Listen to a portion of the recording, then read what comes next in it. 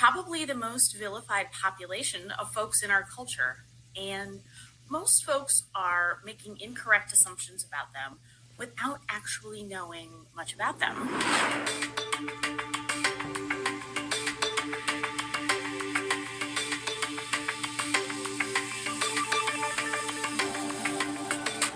Hi, folks. My name is Miranda. I use she, her pronouns, and I'm a licensed professional counselor and sex therapist in Erie, Pennsylvania. And I'm using the term minor attracted persons, sometimes abbreviated to MAPS, instead of the more commonly used term pedophile. And I'm doing this because the term pedophile has moved from being a diagnostic label to being a judgmental, hurtful insult that we hurl at people in order to harm them or slander them. The person has an enduring sexual or romantic attraction to minors. They've not chosen this attraction, just as the rest of us have not chosen whatever our attraction is. You don't get to choose to be heterosexual or to be gay or whatever you are. As a person is attracted to minors does not mean that they have acted on that attraction or will ever act on that attraction. Most individuals who sexually victimize children are not minor attracted persons. Most of these folks hide their attraction for fear of losing their entire life if they came out as a minor attracted person. This doesn't cover making a report to the authorities just because a person reports that they have an attraction to minors. It only addresses situations when a client reports a specific intent to do harm to an identifiable person, and we believe that they're going to act on that intent. An Old Dominion University professor is taking a lot of heat. Alan Walker said the word pedophile shouldn't be used to refer to people who are attracted to children because it comes with a stigma. Walker said the term minor attracted people, or MAPS, should be used to describe people who are attracted to children. It's less stigmatizing than other terms like pedophile. A lot of people, when they hear the term pedophile, they automatically assume that it means a sex offender. And that isn't true, and it leads to a lot of misconceptions about attractions toward minors. I am Todd Nickerson. I'm a non-offending pedophile. I have never, ever sexually abused a child. I never will.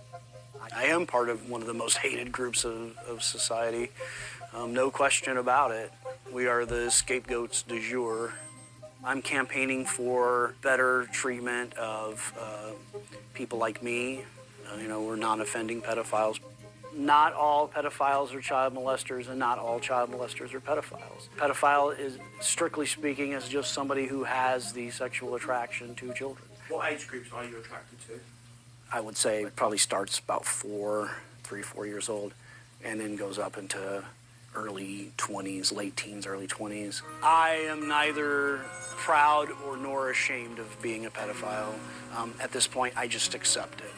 According to current research, pedophilia is an unchangeable sexual orientation, just like, for example, heterosexuality.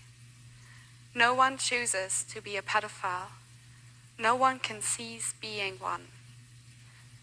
It is crucial to understand the difference between pedophilia and child sexual abuse, which is illegal and must always be. Pedophilia is only the sexual preference for pre-adolescent children. It is our responsibility to reflect and to overcome our negative feelings about pedophiles and to treat them with the same respect we treat other people with.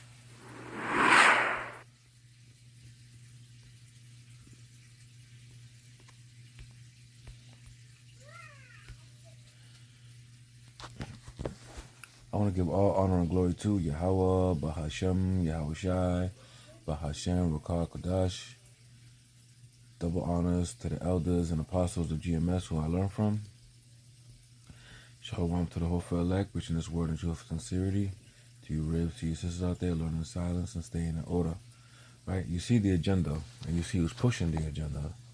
Right? Esau Edom.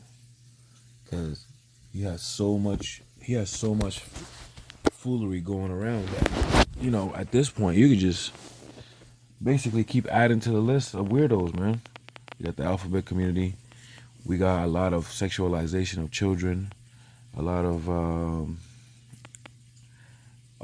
more like divide and conquer tactics that's still working to this day, right? There's so much going on in this world, and they got you all, looking over here, looking over there, and while this is going on, some of the top elites are afraid to be exposed, right? Through these little proxy wars. So I believe that they pushing this agenda to try to legalize,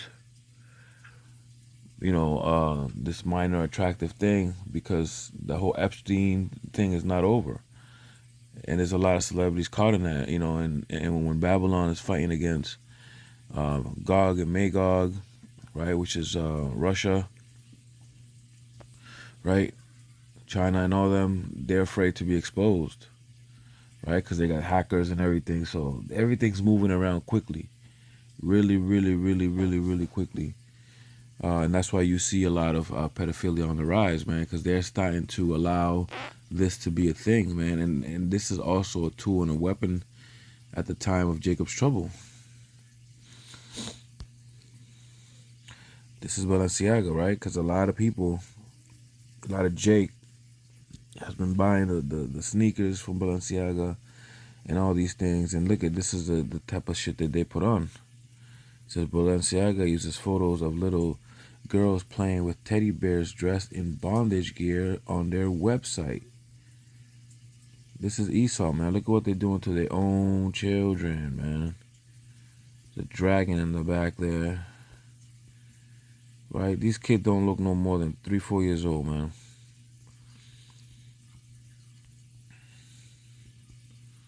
This is disgusting. But this is Esau, man. Esau is disgusting like that.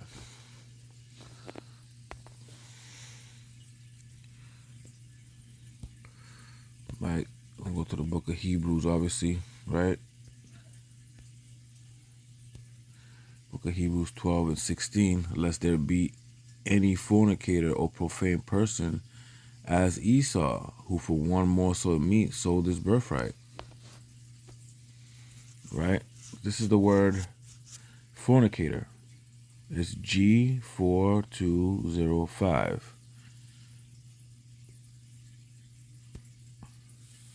Strong's G 4205. Parnas. Parnas. Right, and it's spelled pornos. And what does pornos mean? A man who prostitutes his body to another's lust for hire. Right? You see a lot of porn stars, right? When they do their work, they are being hired. They're being paid to have intercourse on camera for other people's lust, and a lot of the times, the women who they are performing with are married women, right? Because sex is marriage. Some of these women are actually currently involved in other relationships while going through this, man. That's Esau. Esau likes this kind of stuff. Right? It says, a man who prostitutes his body to another's lust for hire, a male prostitute. A man who indulges in unlawful sexual intercourse, a fornicator. Right? This is Esau. This is who's pushing these agendas, these alphabet communities, these mutilation of teen children just so they could appease what they think they feel inside of gender dysphoria and things of that nature, mutilating each other's bodies. We have other states who are now separating from the beast system, and their foolery. This whole system is collapsing, man, and there's a lot of division within the country, and a house divided cannot stand, man. Call all your how about your shot for that, because we are sick of this place, man, and we're gonna see a lot of sedition of men, as it says in 2nd Ezra's, right?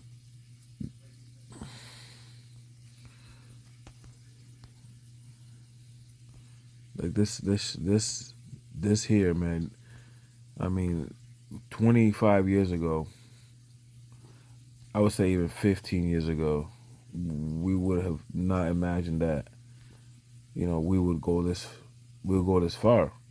I had a conversation with a woman who had kids, and later in her life, in her 60s, has became homosexual, right?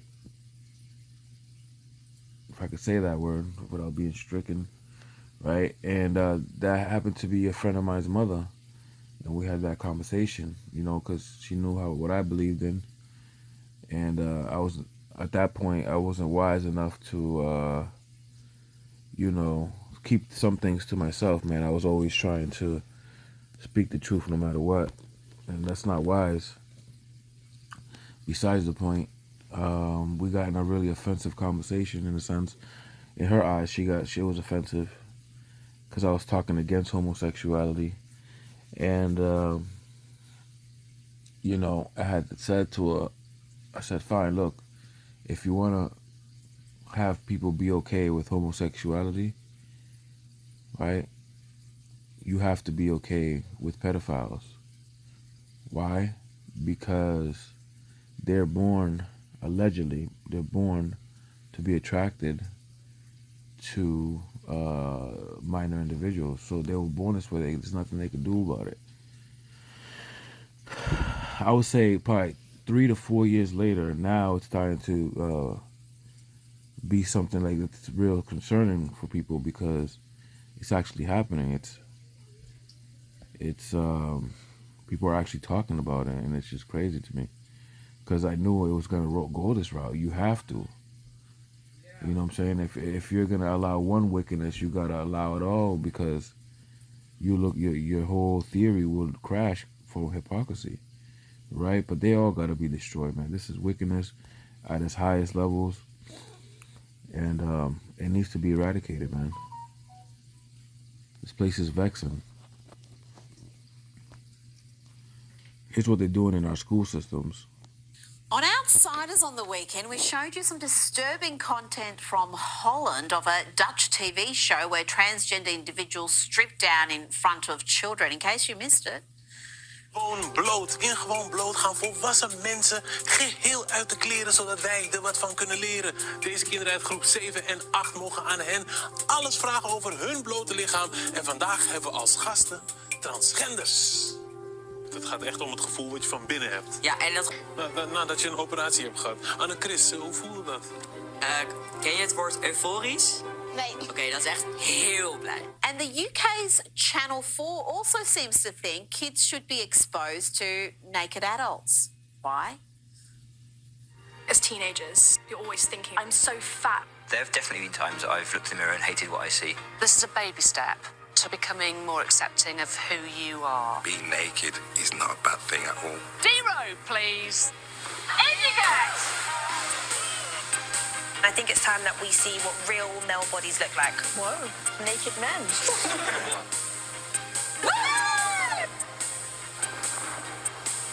Do you know what? Your happiness shouldn't be reliant on whether you have this perfect shape. A groundbreaking new series, Naked Education. Kosher? Why? That was my question before the clip, and it remains my question. Why is it necessary to expose children to this and film it and normalize it on television? That is the question. Why? And the speed with which this is happening and getting mainstreamed in society is really also quite startling. I don't know. There's something where people are just going along with what's fashionable. That's maybe the most charitable description, but there's something probably much more sinister on the spectrum where it does come down to, I think, breaking down family and sort of trying to insert themselves into the natural guard that a parent has to be for what the children are exposed to and when. And it's sort of like acceptance and inclusion being masqueraded as sexual deviancy, really, or the other way around. Sexual deviancy is being masqueraded as acceptance and inclusion. And it's too much. Parents don't want this. Taxpayers don't want this. These are taxpayer-funded media outlets as well. And it's going so quickly that there's going to be some reckoning, I think. Absolutely, and you're so right. They do try to use so-called diversity and inclusion as a cover for all this lunacy. And if you do object, that's their defence. So, well, no, this is just making sure kids aren't ashamed of their bodies, and it's making sure they know people come in all different body shapes and different genders that identify as other genders.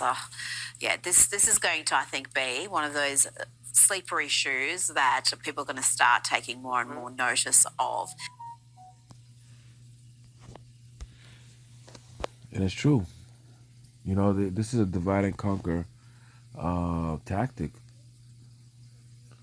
And the more they push Can't go? things Do like this to clear out stuck poop fast. like, I don't know why that's happening. God, the more they push, the more you see we at the end. The more they push, the more we see that we are at the end of this. Right? Again, this is Hebrews 12 and 16. Lest there be any fornicator or profane person.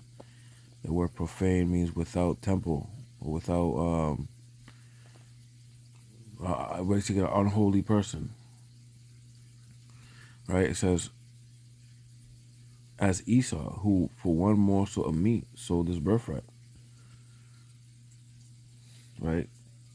This man always thinks about his flesh, right, and not his spirit. He's always thinking about way to feed his belly.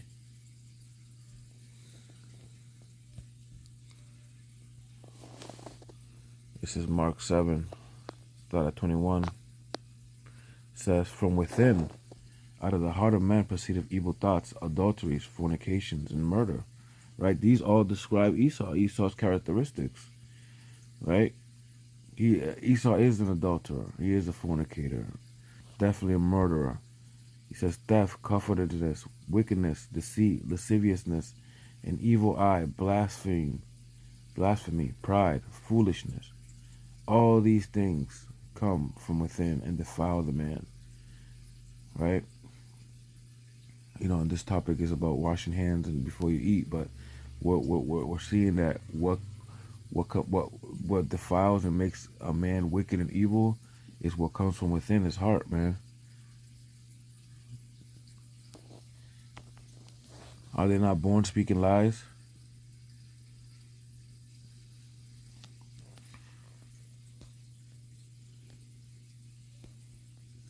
It's the book of Sirach, chapter 41, start at verse 5. And the children of sin are abominable children. Right? They're born speaking lies, these people.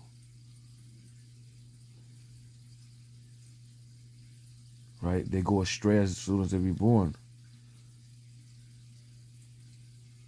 Right? This is back to Sirach 41 and 5. The children of sinners are abominable children, and they that are conversant in the dwelling of the ungodly. Right? These people you should not be, mixing yourselves with. You shouldn't be in the company of those who are fornicators and idolaters and all these things. Drunkards. It says, and they that are conversant in the dwellings of the ungodly, the inheritance of sinners, children shall perish, and their posterity shall have a perpetual reproach.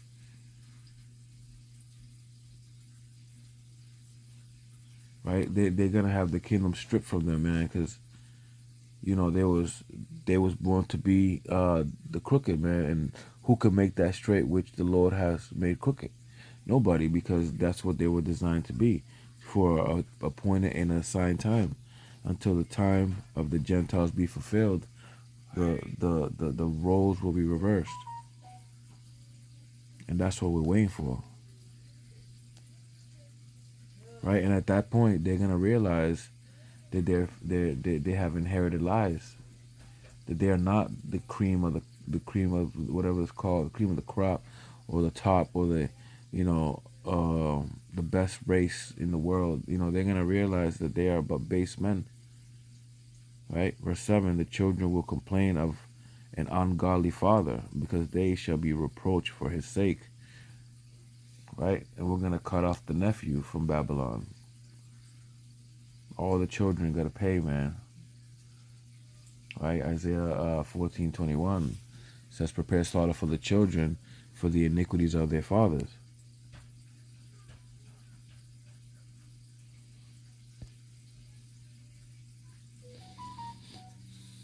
Right? And with that, I'm going to say shalom.